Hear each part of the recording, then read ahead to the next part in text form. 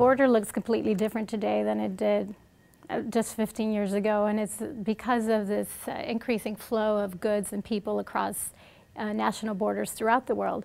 Specifically on the U.S.-Mexico border, you have a confluence of factors, one of them being that Mexican drug cartels are now in charge of the transporting of cocaine. Most of the cocaine coming into the U.S. used to come through the Caribbean, and because of some U.S. law enforcement efforts to shut down those routes, and now we have most of the cocaine coming through Mexico, and the cartels becoming more powerful, and there's more at stake in what they do.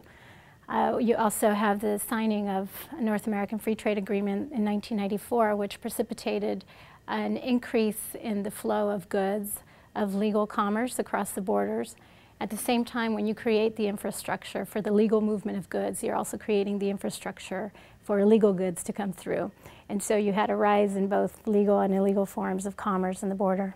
And finally, you have an increase in migration to the U.S. I think this has slowed down in the past year or two because of the economic conditions in the United States.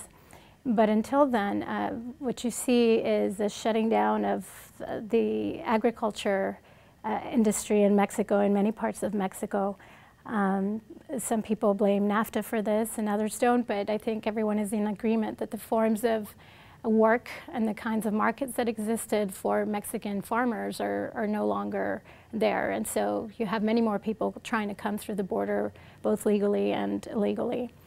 On this side of the border, what we've seen is a growing emphasis on border enforcement and on a specific strategy that the U.S. government had thought would work and that has had serious consequences for the border. In the mid-1990s, what we saw was the creation of Operation Hold the Line in El Paso and Operation Gatekeeper in San Diego. The idea was that if the U.S. shut down the areas that were most populated along the border, people would be deterred from crossing because they would not want to cross through some of the more dangerous parts of the border, such as the Arizona desert. This has not borne out. What we've seen is that people are trying to cross through other areas.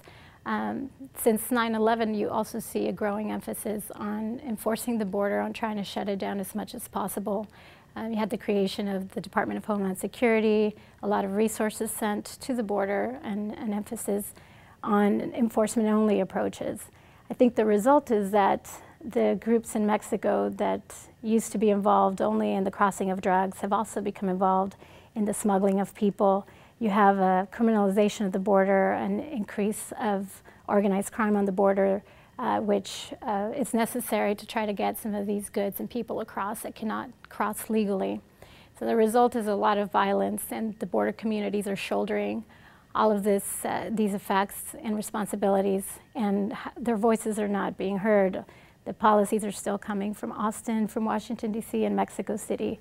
So I think we need a better balance of policies that do not put all of the burden on border communities, and we also need to create space for border communities to speak up about their needs.